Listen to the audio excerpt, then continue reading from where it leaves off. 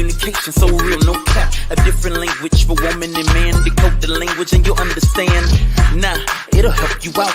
Rest assured, women have no doubt. Pillow talk, dinner talk. Give you the info to walk the walk. Nah, sometimes it's a foreign language. Now know what's up, don't mistake it.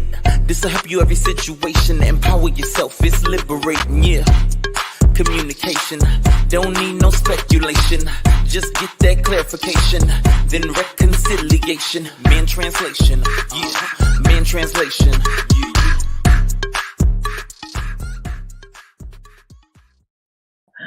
Hey, what's going on, everybody? Welcome to another Man Translation show. Our host is having a little technical difficulties, but the show must go on. I am Sky C. I am your entrepreneur, your producer, your author, all things above, your Renaissance woman. And we are here tonight to talk about a really touchy subject. I started this show for a few reasons. Basically, because, over the years, I have been listening to so many women just, in their relationship woes with men, and I have been listening to so many men in their relationship woes with women. And one thing that was a common thread, I understood that men and women do not understand each other and they do not talk the same language. They communicate and their perspectives are totally different, which is really okay. So we're here to bridge the gap between men and women in those communication styles because it is really important in every relationship that you have, whether it is your father, your uncle, or whatever male is in your life, you have to have great communication in order to bridge the gap. And then the second reason I started this show with my son was because I wanted to show that in the African American community, we can have healthy relationships with our sons. So that's the reason why I do the show with my son. And hopefully he'll be able to join us this evening. He's kind of been having some technical difficulties. But this topic came about because we are around the time of Christmas coming, and it's the time where a lot of people, a lot of single moms will be experiencing, in the medical field they call it Santa Daddy, but they call it Disney Dad, but he's trying to get in now. But we call it Santa Daddy.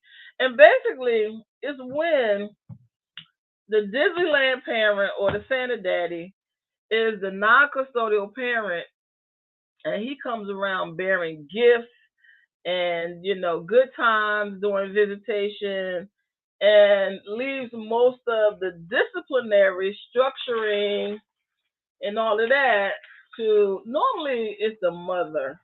And we have a lot of fathers that take care of their children too that we don't talk about.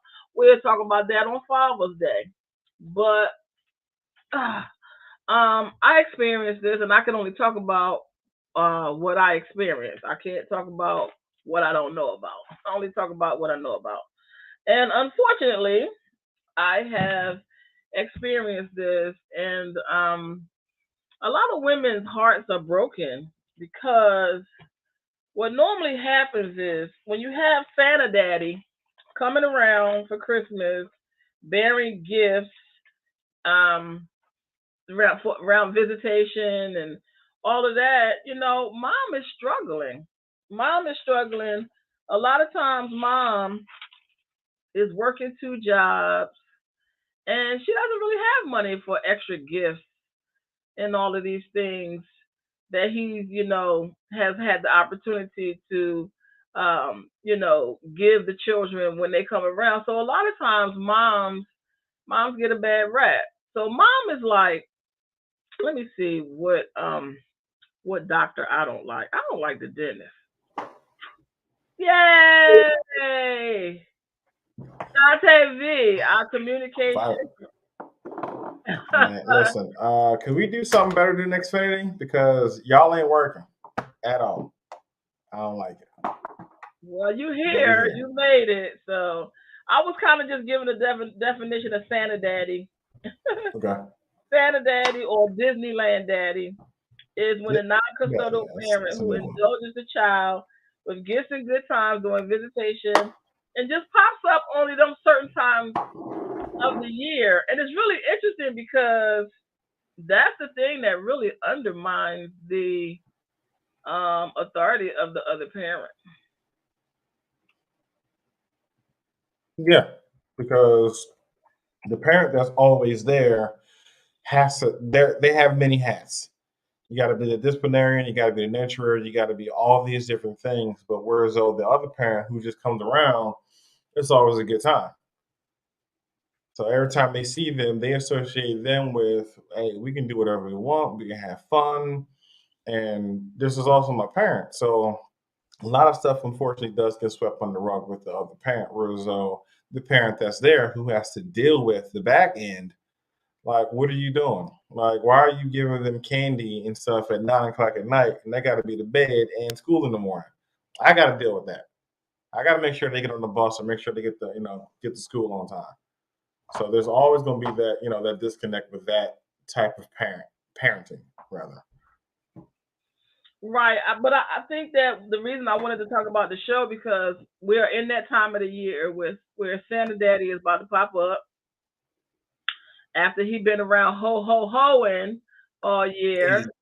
He about to pop up, with gifts and good times and fun. And then mom is left to pick up the aftermath. And I think the reason I wanted to talk about it is because I had to deal with it.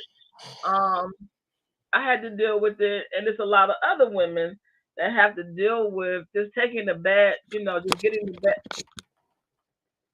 Are you cleaning your lens while we doing listen, it's a lot of stuff happening. You weren't We supposed to see that. see you. You coming across loud and clear. You're clear.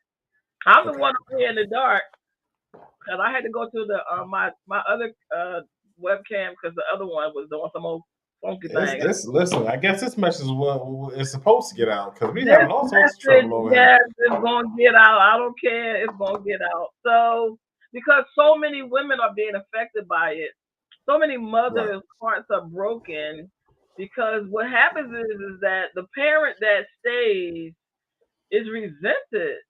The mother is resented. It's such a resentment. I call it displaced anger because Absolutely.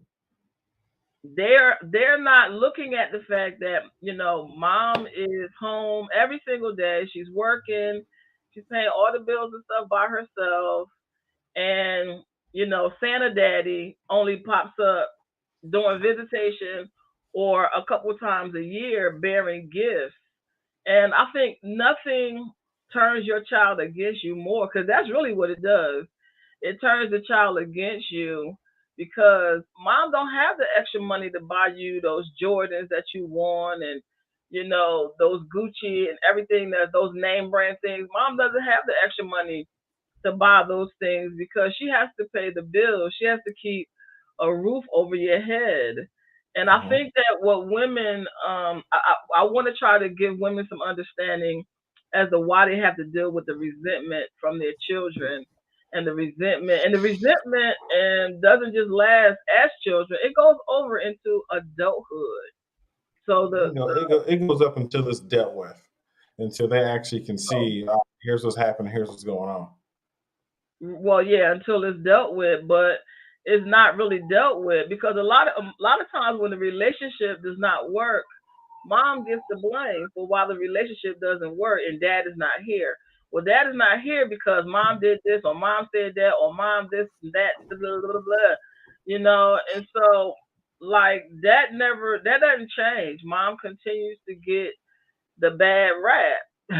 Dad continues to get, you know, his part and mom continues to get her part. And I think women are not understanding where all this is coming from. For me, I just saw this not only just in my life, but way before I had children. I saw my friends, like if they had moms that was on crack or if they had moms and stuff that was alcoholics, it's almost like the good parent is at the bottom. The good parent even doesn't come before because if you got a parent that you have to parent, a Hmm. parent that you have to parent, it's like that parent even takes precedence over the parent that is trying to do the right thing, go to work, take care of the children, like you said, wear the many hats. Um, Still not recognized to this day, and there's a lot of heartbroken um, people as a result. Oh yeah, absolutely. Majority of that is because the people who don't have to be taken care of, monitored. I mean, it's almost like the strong one. You got it, so I ain't got to worry about you. So Right. allow me to worry about the one that's all jacked up and messed up because Yeah. they ain't got it. Yeah. You Yeah. talked about what did you say? The other the parent that's like on like the parents who are on drugs. It seems like their children are the most successful, and then you have the good parent who's making sure everything is done. It's like they kids, some, not all of them, but some of their children turn out to be, ain't ish. And a lot of It is no, because so true. because It's amazing. That's why I really had to get answers because I'm like I don't understand this. Something's wrong.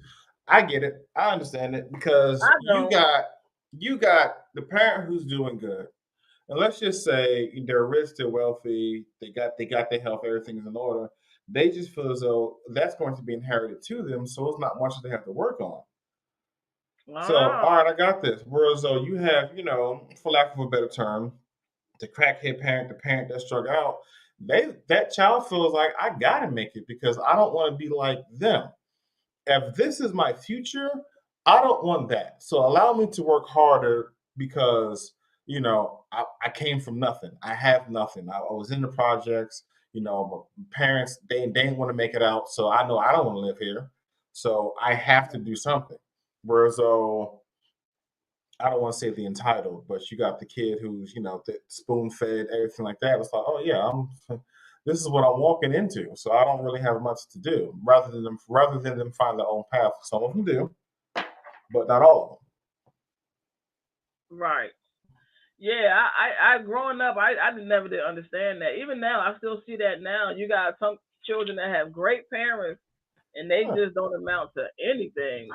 Parents who have set the example for them and everything, they don't amount to anything. And matter of fact, a lot of times they have the most problems.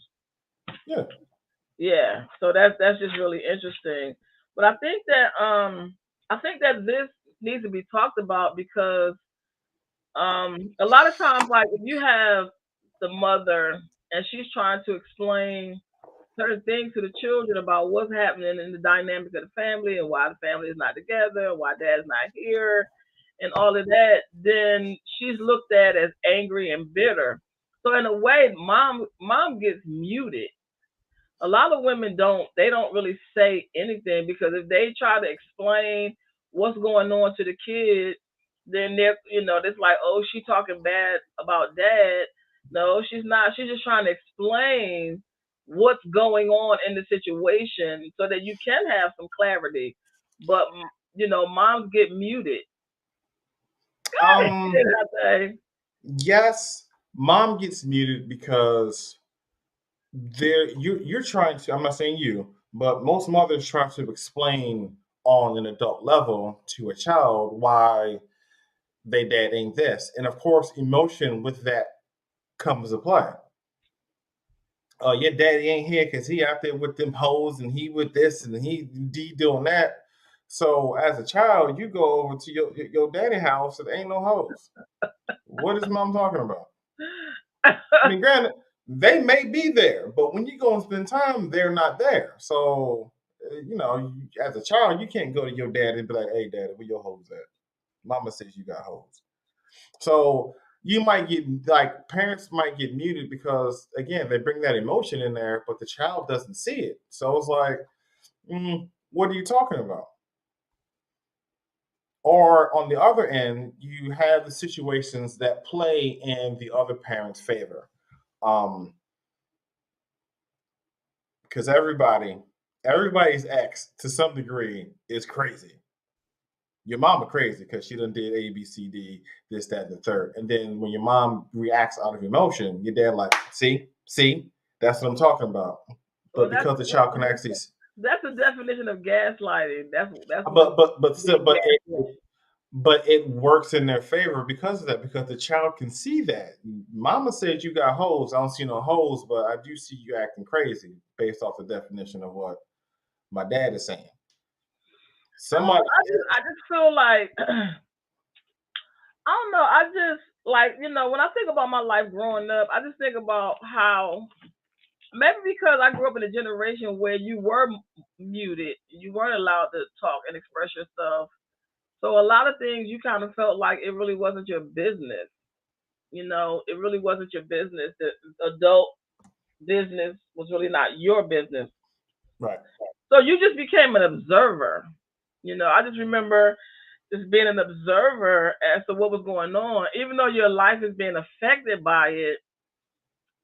You trying to make some sense out of what's going on, and I just remember thinking, why is the adults making these type of decisions? Like, why are all of them here Mm. like struggling? Why is nobody trying to get out? I remember just thinking like, why is it that they do the same thing every day? Like they come together every day and drink and get high, play cards.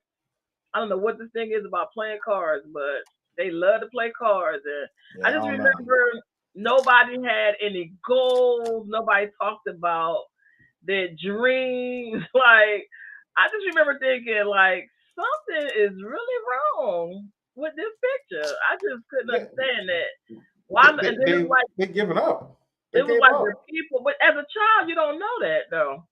No, no, As a you don't. child, you don't know that.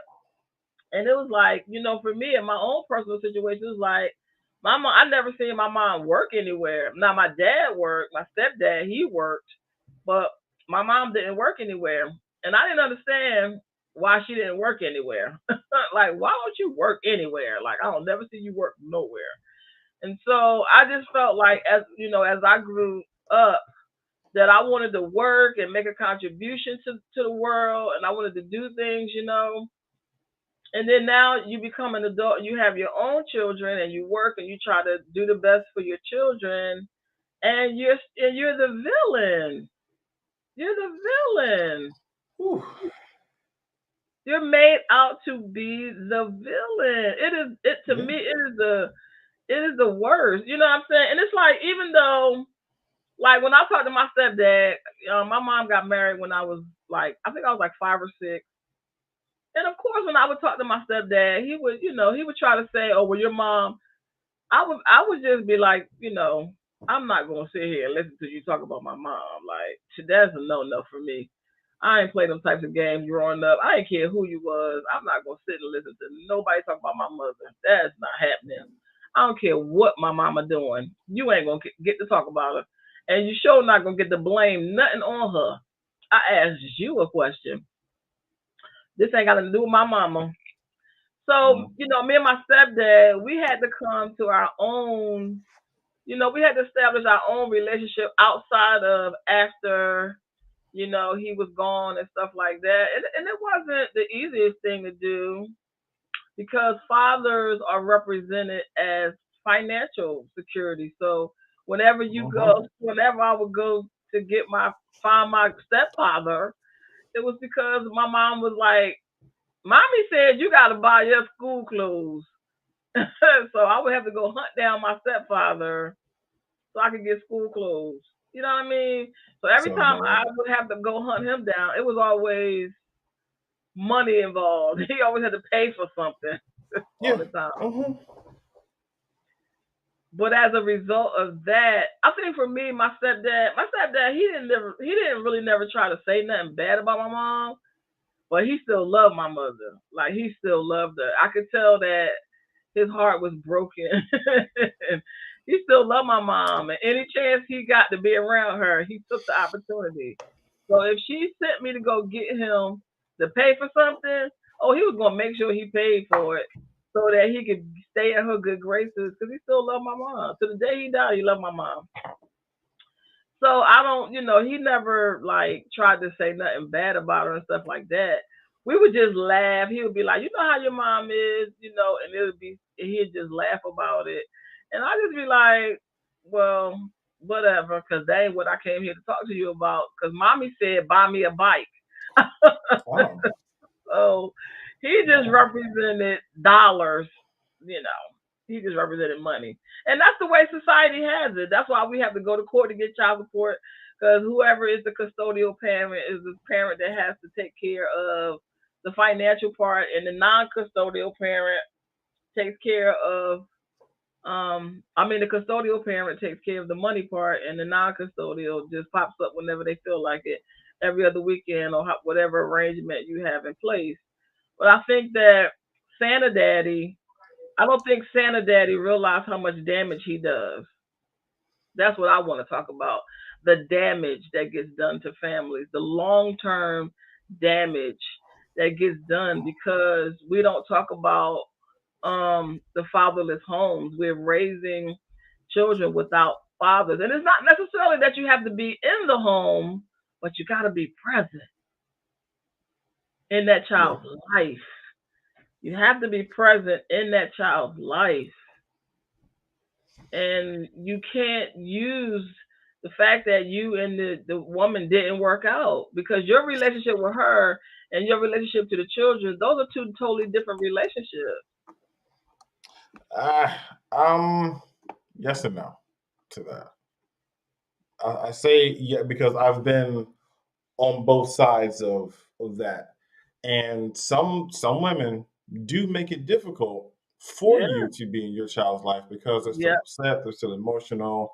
right. So it's like, well, because I can remember countless times, and you know personally, me going to go see my own kids and being lied to that either they weren't there or they were busy or whatever the case may be, and they were there. But then she would go back and tell my children, "Oh, your dad don't care about you. He don't want you," or "See, he ain't come." Meanwhile, I'm outside the doorstep like where my kids at.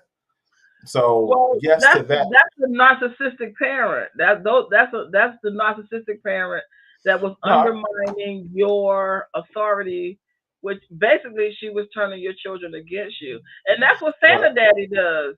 Whether you know it or not, Santa Daddy does that. If your kid going to school getting good grades and they want a particular toy for their birthday or Christmas or whatever, and mom got just enough money just to put food on the table and pay the bills, and she don't, and then here comes Santa Daddy, or Disneyland Daddy popping up with that thing that you couldn't buy. That fosters a underlining resentment. Cause like, oh, mom is always coming down on me. I can't never do nothing, But then dad pops up with whatever that thing is that you asked for. That turns your kid against you. Yes, it does. That's how parental alienation is very subtle. It's oh, not. no, it really is. It's very very subtle, very subtle. But of course, there's always ways to combat that. But the parents have to be on the same page. But You it's call like you me said, the emotion. You said her emotional attachment to you is still present. She's still in love with you. So now the children become pawns. Children become right. pawns in the relationship. Yeah. But even before that, it's I mean, you want to be present. You want to be there. And you're doing everything because you know I care about my kids. You know that part. So you use that against me. It is difficult for to navigate that. But also with that being said, you do have to press forward. You do have to deal with, you know, that part. Because when you actually do get a chance to talk to your children, hopefully they're old enough to understand certain things. Hey, I'm here. Because I told my kids, if you don't hear it from me directly, then it's not true. Well, But that's not how kids that's not how children think. It's like I used the analogy before. It's like when you're in a relationship with somebody. When mhm. you're in a relationship, you are with that person pretty much every day. So after a while, you know how the saying goes, um, familiarity breeds contempt. So that means the more you with a person, you ever see two people be together, and then after a while, it's like they can't stand each other. And when you sit down and you talk to them, They just be pointing out all the wrong and bad things about the Because you need person. space. You And need then, space. but then that's how people end up cheating because they start fantasizing about what it's like to be with somebody else. And if they with somebody, or say if they have somebody on the job, and whenever they talk to her, oh, I would never do that to you. She's just saying all the right things and doing all the right things. She's looking good, smelling good. You only seeing the highlights. Okay, you Mm-hmm. only see that's how Santa Daddy is. That's how he is. You only seeing the highlights. You're not with him day to day. So when you're with one parent every single day, you're gonna see the bad side of that parent. You're gonna see the good side of that parent. You're gonna see the ugly side of that parent. But Santa Daddy, you only seeing the good side of him. You only seeing the good side Right. of him. So you're gonna more so let him pass. And I think that's what you always say, Dante, that we don't hold men accountable. I think that we need to start holding men accountable because Absolutely. this is doing a lot of damage to families that you get to point the finger and blame everything on mom while the relationship didn't work. Meanwhile, the family is totally divided. And Right. even though the children are not being asked to take sides. Once the court get involved, the court is going to ask them who they want to live with. So that's taking sides. That's That's definitely taking taking sides. sides. That is absolutely taking sides. So the court doesn't really help the situation. No, Anytime you give a 12-year-old the power to ask them where they want to live, they there's don't no have way you yeah, help it. unless it's like a dire need when we're in danger every day, the Right. kids don't have all the information needed to They make don't. a judgment on Right. their life from that point moving Right. forward. Exactly. But again, the courts have this thing where it's like, all right, can you talk? All right, yeah, all right, so we gonna take your word for it. Like, dude, 12 years old. Yeah, and they give them that right. They give them that power at 12 years old to ask which parent do they want to live with. So we talked about how the court system is triangulated in the relationship now. And Hmm. one parent is going to use the court system against you. Normally women get blamed for that, but nobody really wants to be caught up in the court system. I know in my own situation, I didn't know that in Pennsylvania, if you don't take someone to court for custody of your child, nobody has custody of the child. So Which is weird to me. yeah, it's really weird. So somebody has to go to court and actually get physical custody. Because you have physical custody, one person has physical custody. That's who the child lives with. And so now we got the court. We talked about the erasing and the replacing. So basically, once the father is absent, the court system becomes the father to the family Yeah, because I because got to now go through them to get everything. to get everything exactly. Because a lot of times when people's relationships don't work out, they don't know how to successfully co-parent. They don't understand that the focus should now be on the child. It should be Huh. on what's the best interest of the child. But if you're still emotional, you still hurt, you still whatever, that's not happening. That's not gonna happen. Yeah, no, it's not. Which is why, in my personal opinion, this is me. When you go through a divorce and there's children involved, I think the court should automatically mandate counseling. Right. You have to go. Right. But that's not a thing. It's like, all right, y'all want to be together? All right, go your way. And then, of course, that's when the trickle down comes. Like, if you're not dealing with someone who's mature enough and you break up on that mature level, that's when Right. things just fall to shambles. Right. And it does a lot of damage. It does a lot of A lot. long term damage to children. When I was going through it, I didn't realize the damage that it was doing. I didn't realize till you guys were adults because it's changing perceptions. Because what's happening is when you romanticize a person, you basically you're living in a fantasy. So you got the children living in a fantasy. You got dad living in a fantasy most of the time. Mom is the only one pretty much dealing with reality, which is truth. Don't nobody want to hear that. Don't nobody want to hear the truth. You know, I wish I had a mother like this. I wish my mom would be like that. I wish my mom was this. And I wish my mom was that. So, what is the reality of what it truly is? So, mom basically is not human. She's not humanized. Mom doesn't have any feelings. We don't care nothing about that mom. I've heard women work three jobs. I don't know how you work three jobs. Three jobs is for three people, as far as I'm concerned. I don't know how you work no three jobs, but I've heard women say they work three jobs, and to do that, some of them to put their children through college and just all kind of stuff that you hear women go through, and then for the child to grow up and to resent and be angry, be downright angry. because it's a lack of understanding. It's a huge lack of understanding. I mean, the parent who's there makes a lot of sacrifice, whether it's putting putting their putting their careers on hold, their dreams on hold, just so to make sure that their kids can do whatever, whether it's the sacrifice as far as food goes, because I don't know how many times I've seen and been through personally, you don't have enough for you and your kids. You got enough for your kids, and you just sitting there eating their scraps when they get finished.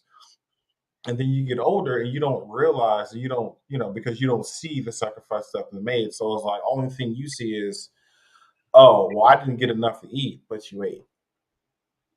And meanwhile, you go over some, your friend's house, and this is a whole smorgasbord or whatever. Eat what you want, however much you want, so and so on. And it's like, man, I wish I lived here. I wish I had, a mom like that or a dad like that. And it's not. You get older and you don't realize. So there's that huge lack of it's a big misunderstanding as far as what you want and what is actually happening right now. Because the fact that you're still here and you're able to say that, one, that speaks volumes, because you could have died from starvation. You could have been in a worse off situation. That's where I mean, it's families out there, and I hate to call them families because it's just a group of individuals living together that don't care about their children. Like the Just story about the little boy that was in the closet, and they just gave him rice every once in a while, and then they came to check up on him. He's a skeleton. I'm pretty sure he wanted to get the hell up out of there, but he couldn't. it is a lot of neglect and abuse and stuff in families where people don't, really don't take care of their families. But I read this book called A Child Called It. I think he's still alive too. I forgot his name, but he was grossly mistreated by his mom. I mean, she had him drinking, urine and eating feces, and like she was doing all kind of demented stuff, to him. Come to find out she had some type of mental illness or whatever, but he endured this for like most of his childhood, and he never really is just an amazing person. He never really grew up to like really resent, like his mom and his dad was there. It wasn't Hmm. like his dad was there and didn't do anything to stop, the abuse. And so it's definitely children out there that's being, neglected and abused and everything. But I think for me, I don't understand the lack of reasoning. And we talked about this earlier. I don't understand the Hmm. lack of reasoning. There are a lot of things that I had to endure and deal with growing up, but even though I didn't understand, I got um, it. I got okay, it. even though I don't even understand why this is like really popping up. Okay. So even though I didn't really understand like what was going on, I didn't really come to any type of like judgment of my mother. Hmm. I think that I just always sought to just try to, like you said, to understand and to get more information because I always just live by the fact that everything's happened for a reason. And then that reason is reasoning. So a lot of times things didn't really make sense. Like I was raised with my stepdad and my uncle, and then when I was in my late 20s, I met my dad for the first time. My mom didn't even, I couldn't even mention my dad's name growing up. I Oh, remember asking my mother about my dad and getting smacked in my face because I brought his name up. I mean, she smacked me because, like, don't you ever, like I said, a cuss word or something, like, don't you ever even mention his name. So after that, I never even brought him up. So once I became an adult, um, and it was interestingly enough, at the time I was living in North Carolina, and my mom's aunt was dying, and she wanted me to drive all the way from North Carolina all the way to Philadelphia to take her to Washington D.C. when you could just hop on a train or a bus and got there in the time that I had to drive up there. So anyway, but you I did. probably got there quicker. Exactly, absolutely quicker. I drove from North Carolina, Jacksonville, North Carolina, to Philadelphia to take my mother to DC because her aunt was dying. And I'm really glad I did because it was at that time that I met my dad. Mm. I met my dad. And so as I got to begin to be around my dad, things just was like, okay, I see why they didn't work out.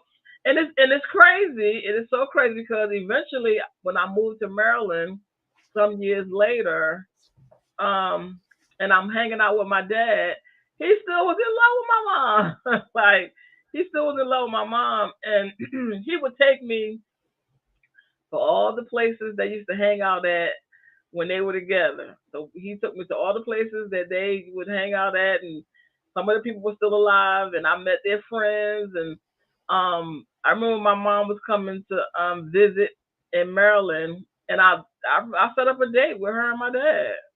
I ain't care nothing about my dad's girlfriend. You not his wife. So I set up a date with my dad and my mom. And they was just as giddy as they wanted to be. Like they were still, you know what I mean? So my dad never, again, just like my stepdad, he ain't never had nothing bad to say about my mom. He still loved my mom with her crazy stuff.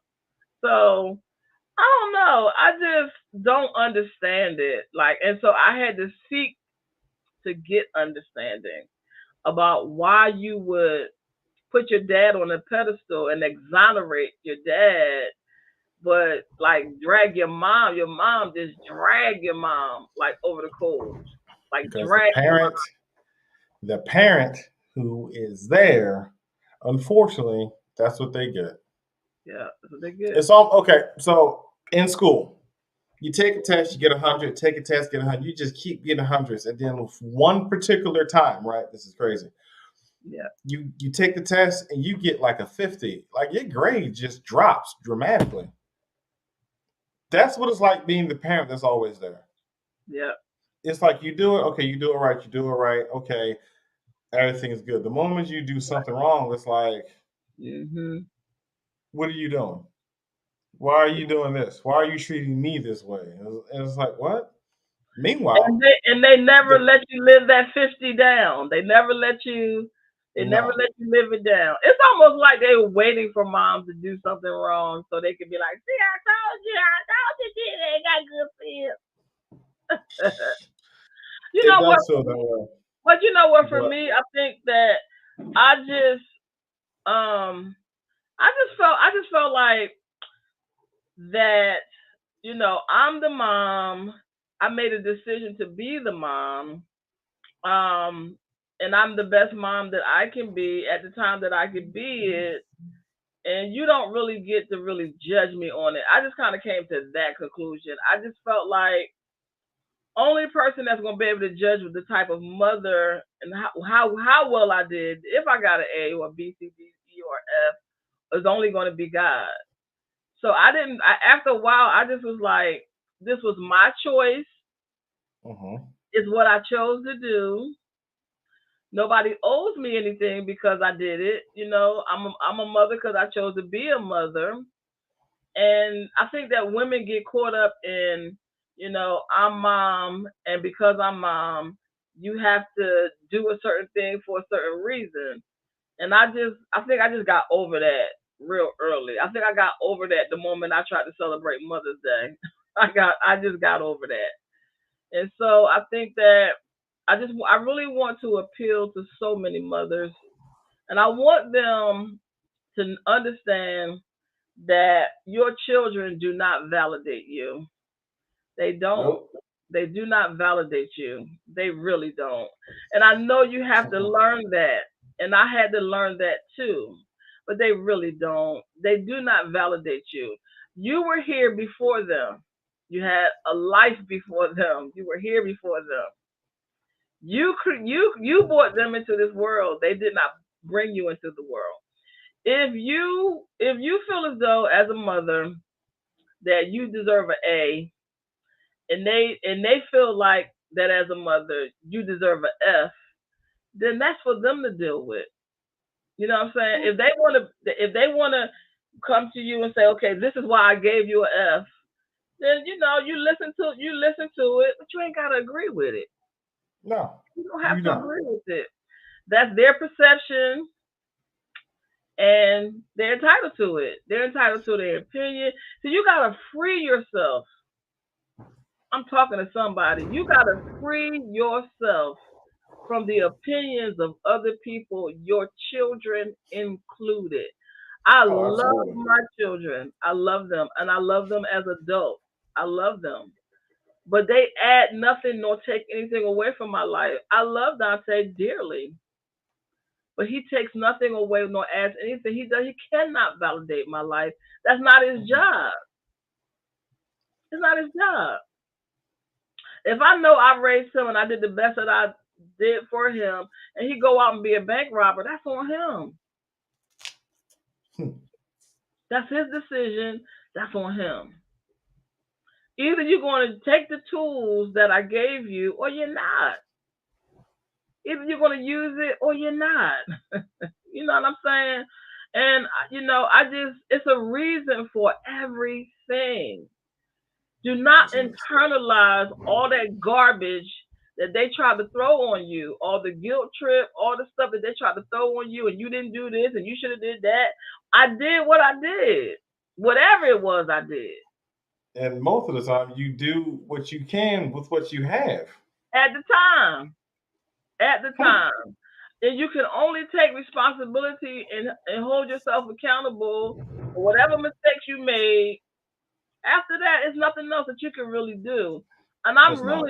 I'm really tired of women being heartbroken over their children. You have a life outside of your children. Yes, Lord. You are more Hello. than a mother. I am more than a mother. Mother is not the only thing that I am. And Okay. it wasn't. And also understand this: it wasn't your first job. What was your first job? I mean, granted, it depends on who you talk to. For women, your first job is being a daughter, It's being a daughter. but Exactly.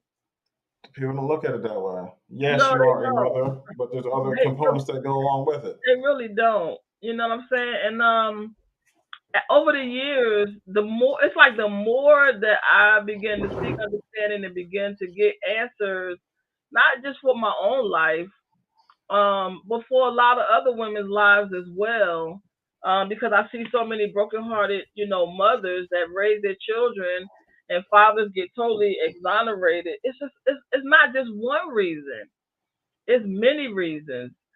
It's many reasons. And so you can't allow people to dump on you what don't belong to you. I'm Mm-hmm. only going to be held accountable for what's mine, and that's it. You know what I mean? And so, yes, it does damage. It does a lot of damage to families Mm-hmm. because you're being undermined. First of all, you popping up two times a year with gifts, but where was you at when I was running over here to go to this one something, and running over there to try to get that one something, and finding the money to put this one in something, and running over here working overtime to put this one in something, or whatever. And I remember even for myself going through a time where I didn't feel appreciated, and I remember praying. I remember clearly praying, and God said, "I appreciate you." And it was like everything else just dissipated and disappeared. Because when you get validation from God, that's the ultimate thing. I don't care nothing about what nobody else got to say about it. And after Right. that, you know what I'm saying? And it's not even about being perfect. It's about being present. It's about being present. Were you present? Were you there? Were you available? It's not about you perceiving whether you could talk to me or not. Was I there for you to talk to? Mm-hmm. Was I present? Your perception about whether you could talk to me or not, that was your own.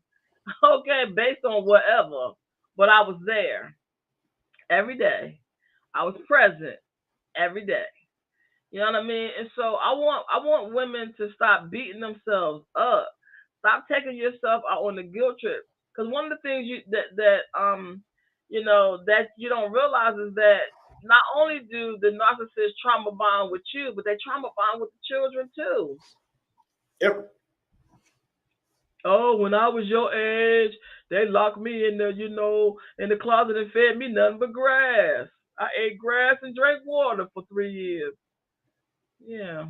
And then the child gonna be like, "Oh, that's terrible, Daddy." Well, Mama put me on punishment. She spanked me. I didn't even feel like I was supposed to be on punishment. That wasn't even fair. That's trauma bonding. They trauma bond with their child just like they trauma bond with you. So if you can't break from the trauma bond, what do you think your children can do? This thing is like an onion. It runs so deep. It's so many things. It's not just one thing. It's so many things. People have the right to make whatever choices in life that they feel as though that they need to make. I don't need to blame anybody for anything that I'm big and bad enough that I feel like I want to do.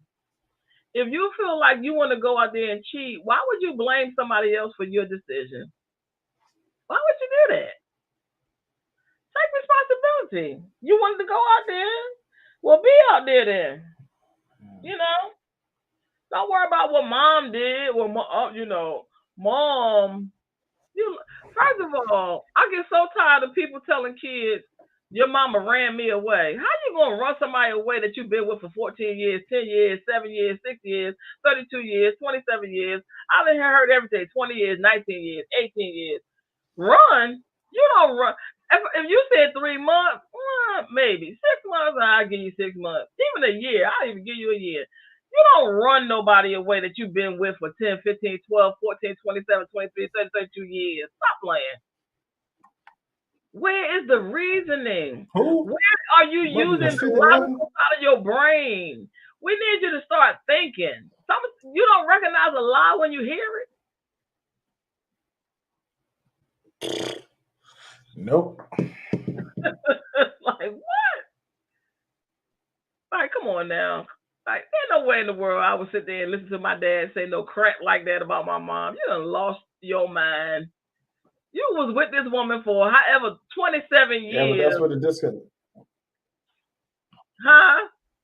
What you said after But that? again, that's where the disconnect is. That's where the disconnect is with some of them. I don't know what's going on with this connection, but that's what the disconnect is because it's like you hear an outlandish story coming from a parent that ultimately you trust your parent. So if they say something crazy off the wall, I mean, no, we're not thinking that far. I don't know. We just know somebody. We just know so. We just know somebody. Because I've been there, so I know. Even having my own kids, it's like their mom was saying some crazy stuff, and it's like, are you serious? Like I'm here. Do you not see that I'm here? Do you not see that I'm doing A B C D? And kids don't understand. It's not till they get older they put two and two together, but when they're going through, it's like, nah, we Once don't see it. your perception is skewed by a parent, see, I think that's what the part people miss. You're a child. You're listening to your parent tell you an outlandish story. I call them fantastic lies. You're listening to fantastic lies. Then you're eating those lies. When you get older, how you gonna recognize between what's a lie and what's the truth? Your perception is being twisted. Your perception is being skewed. Don't you know that's going to affect the way you make decisions in your own adult life? So the thing is that even as I don't know, I just my discerning experience has always been very strong because of my gift. You know what I'm saying? So I could automatically tell when somebody lying. For it don't even hit my spirit right. You know what I mean? And so even as a young child, I could tell when somebody wasn't You know what I'm saying? And so and from that day to this one has not ever been wrong. You know what I'm saying? And so I just to me I can't relate to that. I don't care who you are. I don't care if you my aunt, uncle, grandmother, much as I love her. I don't care who you are. I can recognize when somebody is lying. Okay? So you're not going and see for me, I'll shut you down automatically. I just went through had to do this had to do a training where I had to act like I wasn't listening. The girl was like, "Girl, you were so good at that, girl. I would shut you down and shut you out so quick. It's not even funny. I don't even my spirit don't receive it, not even a scotia, not even a little bit. I can tell when somebody is lying, and I am not going to receive it. I'm not going to listen to it. I don't care who you are. I'm not. You're not going to be able to sit and tell me nothing. You're not going to tell me you've been with somebody for 17 years and she ran you away. Just stop lying. Just stop it, because that's a whole entire lie. And so I just what were we talking about earlier, Dante? We talking about a whole bunch of stuff. We talking about I think that I'm just trying to oh, really appeal to women because women are it's Santa time, it's Santa Daddy time coming up, and I just don't want them to take the full blame. man, look here. Okay, one, you definitely don't want to deny your child their father, the other parent, whatever the case may be. But I'm No, gonna let you know right now, that gift come in that house, it's gonna have both of our names on it. what? Dante, you gonna take credit for the I'm here. I'm here every damn day. Yeah, mom and dad with love. Thank you. gift? See, I just was like, see, in our situation, what happened was once once the one child went to go live with the dad, the level of manipulation went to another level. The two children that stayed home with the mom was punished. So now the ex husband and the ex husband's family would give gifts to the child that was over living with the dad, and for birthdays, that child got a birthday gift.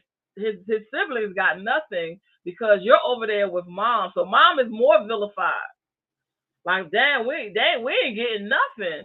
He over there with dad, so he gets this and he gets new this, and every time he come to visit, he got on new this and he got on new that, and grandma bought him this and grandma gave him that, and now we over here with mom, we don't get nothing. We don't get nothing from dad. We don't get nothing from grandma. We don't get nothing from our aunts, our uncles. We don't get anything. And so I just remember thinking, like, this is wrong on so many levels because it is so manipulative. It is a undermining and a turning against of the mother. Oh, if you come over here with us, then you could get new stuff too, and you could get the latest this too, and you could get the latest thing that too. So I had to sit down and talk to my other children as to Mhm. why. You know what I'm saying? Like, who does that? You know what I'm saying? I just used to just I just was just like, where are these people trained by orangutans? Who does this? Like, who does this to children? Why would you want to pin It's not necessarily the children are being used. they're So it's being not used? necessarily a Yeah. trial. So it's like, hey, we're gonna hit this from all angles. Yep. So I will go on, I will, I'm gonna buy stuff for the child that's here. The child, other children that aren't here, it's like, well, if you want this stuff, you gotta come over. You gotta come see me. You gotta come visit me. You gotta come do Right. that. And of course, Right. the child that's receiving the new things, when they actually go to visit their siblings, oh, it's like, mom might be struggling because, children don't really know too much about child support or, what money's coming in and stuff like that. But it's like every time you come over, you got on something new.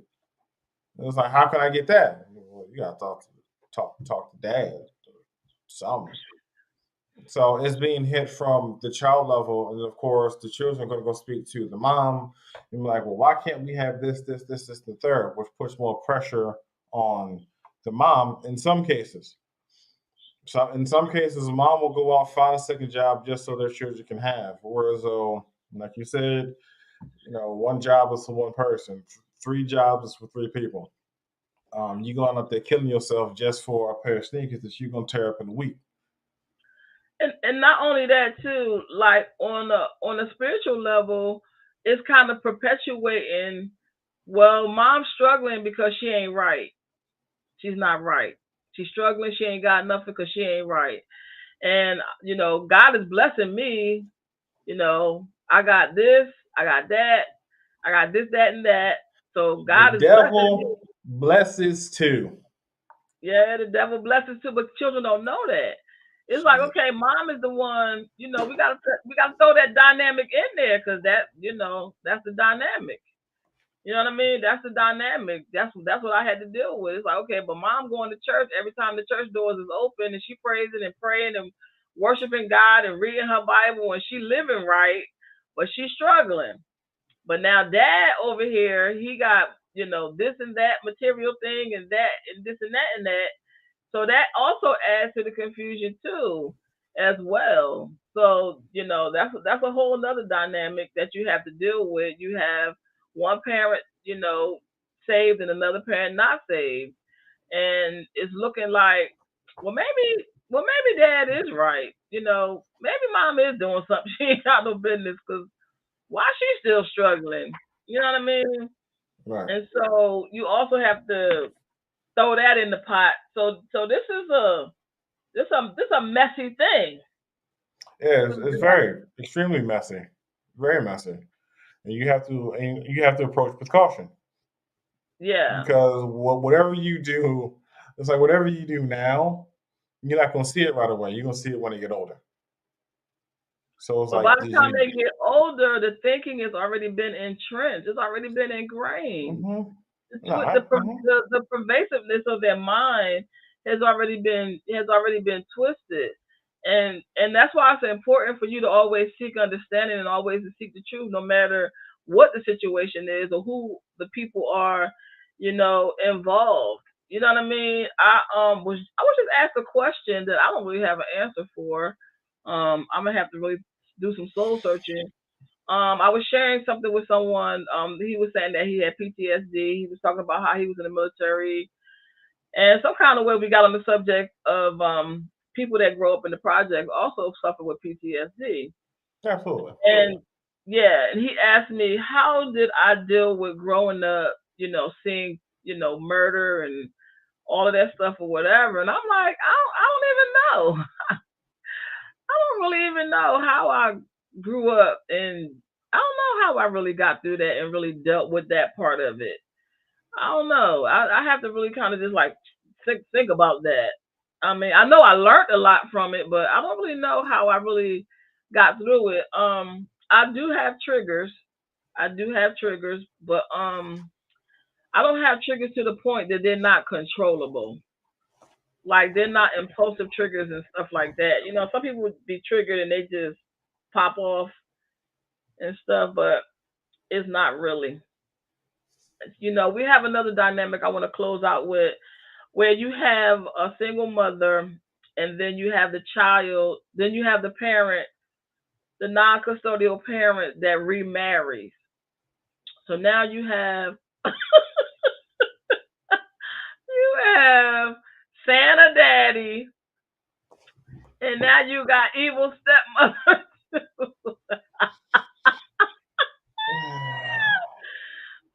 One of the ways I think I get through stuff is I don't take stuff personally.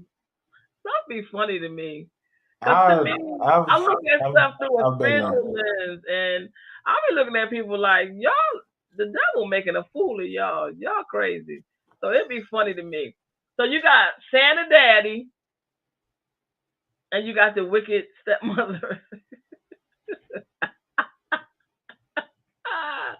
So the child doesn't care whether the dad is married and it's a dysfunctional marriage. The children don't care about that. They just see a two-parent home.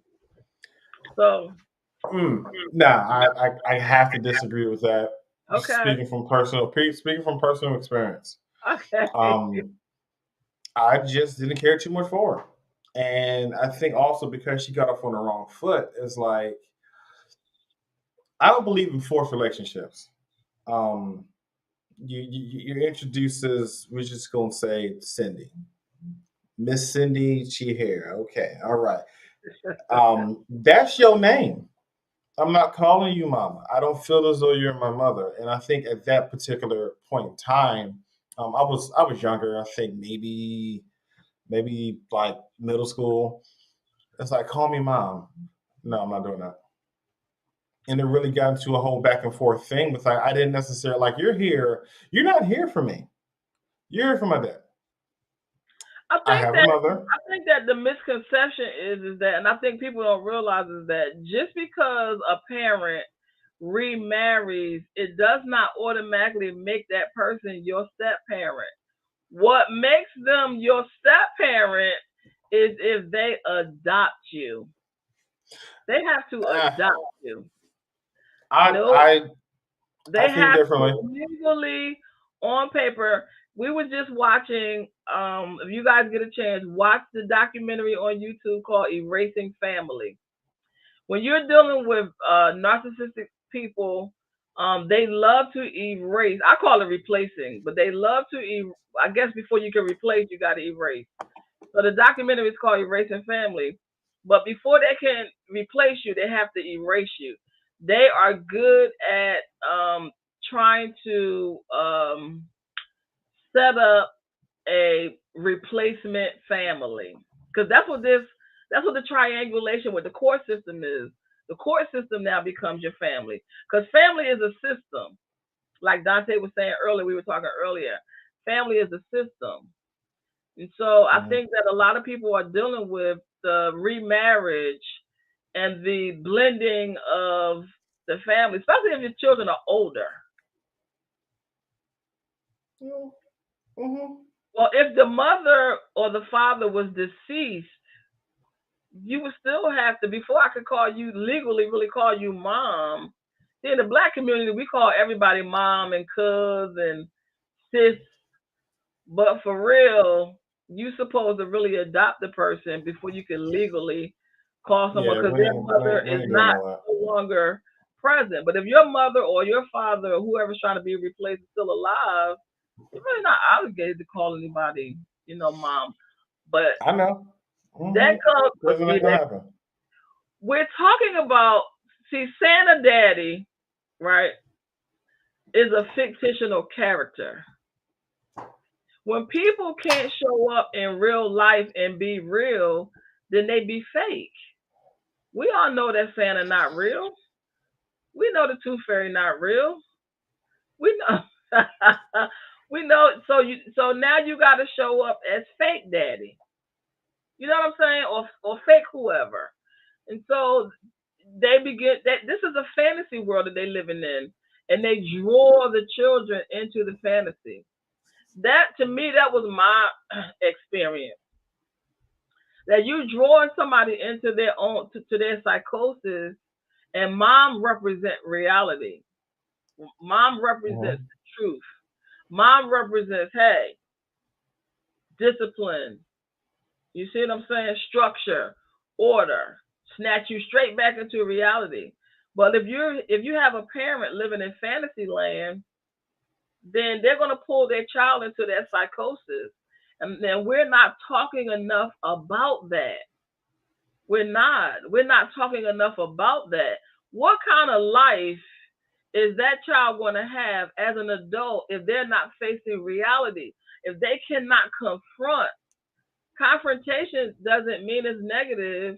Confrontation means I'm facing this thing. I'm going to deal with it. I'm not going to sweep it underneath the rug. So, what kind of adult are you nurturing? What kind of adult are you fostering? If your now adult child has been living in psychosis, has been living in the fantasy world, and now when faced with the real world, they're gonna have a lot of problems coping. Oh, Their absolutely. coping skills are going to be non existent. Their conflict resolution skills are going to be non existent. Their negotiation skills, their interpersonal skills. And that's why we're facing all of this stuff. People don't have these skills, and they don't have these skills on job. And I can tell you, it's so annoying. It really is. People who do not know how to deal with problems, people Yep. who deflect their problems, people Mhm. who, because you don't know how to answer the question, because Mhm. you basically got caught in something, so you want to try to divert or deflect. It's like Mhm. those people are annoying. From the bottom, no, it's just because it bothers the hell out. Like, it's from the bottom of my heart. Like, just deal with it, because it's It's easier to annoying. just deal with the situation, get clarity from it, get some understanding, get some sort of solution, and then move forward. It doesn't work that way. That's why we do. That's why Uh, we're doing this show, because that's why it does so much damage in the long term, it does. and that's why people don't want to have the hard conversations, because they shine away from facing it. And not only that, you want to be right all the time. Having a conversation is not about being right. It's about airing out. It's about, let's get this off your chest. It's not about being right. I Hmm. ain't right. You're not right. You ain't wrong. Excuse me. I'm not wrong. It's about just dealing with stuff. It is. Because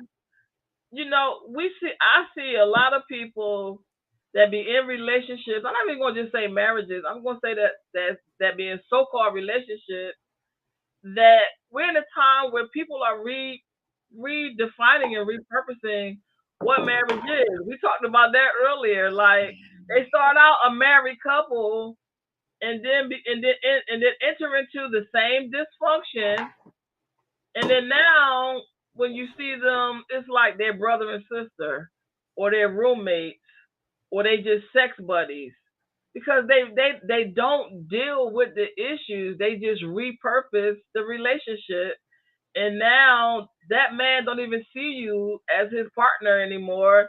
He just sees you as you the maid. You here to babysit the kids Yeah, because you and don't cook and because you clean. don't want to deal with nothing, so you lose value in that person. Right, Like, it's especially if y'all supposed to be here for each other, and a right. situation comes up, and now it went from y'all dealing with it to just one person dealing with it. Why are you here? Because you, after a while, you're gonna lose. You're not gonna have any empathy, because how can you No. watch?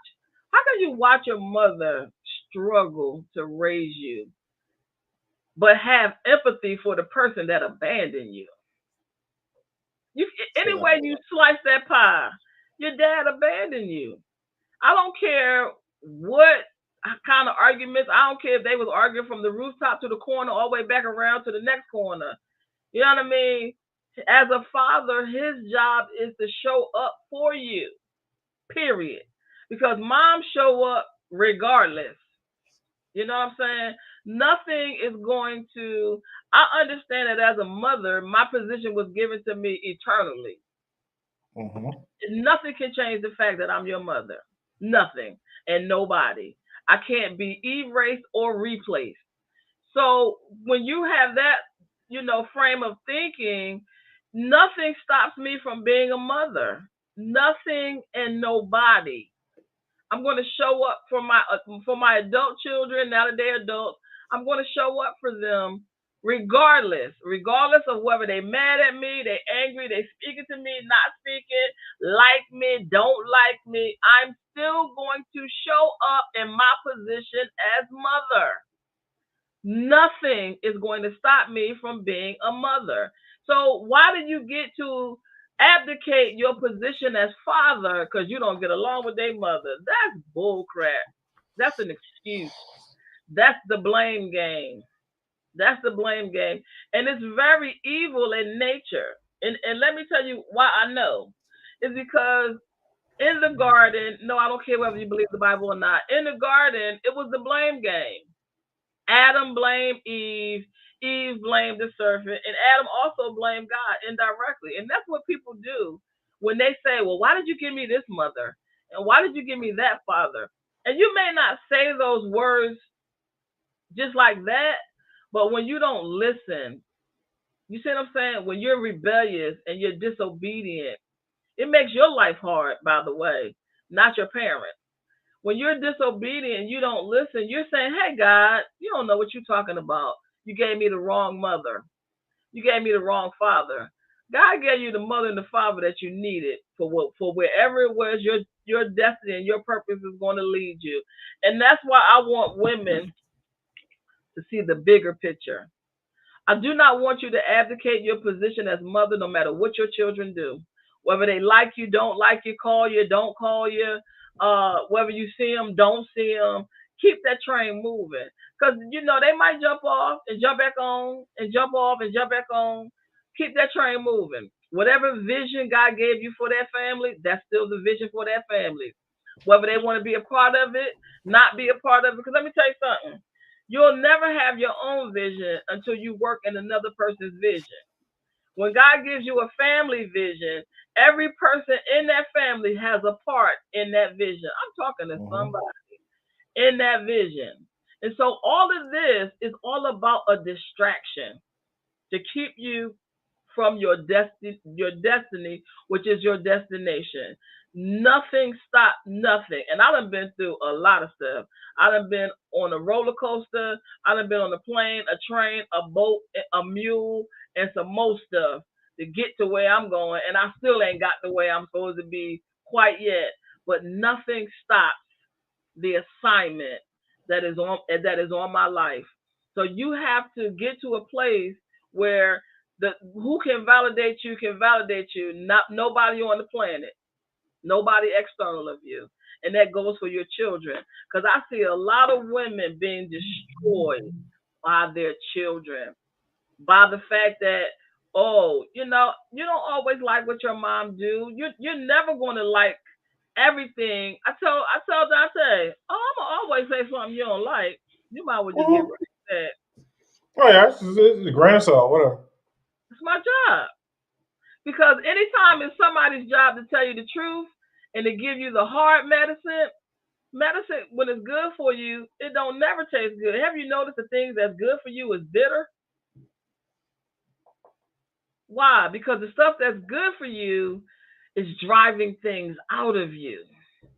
It's driving things out that's not supposed to be there. Sugar, it feeds the negativity. I'm not gonna flatter Mm-hmm. you when I know you need to be told a couple of things. I'm gonna be the one to tell you the couple of things. Because when the rubber meets the road, you're gonna remember, dang, my mom told me that. Because you ain't gonna stand before God and say, my mom didn't tell me. You'll be lying. You will be lying. I'm gonna tell you whether you like it or not. If that drives you away, then I guess I've done my job, right?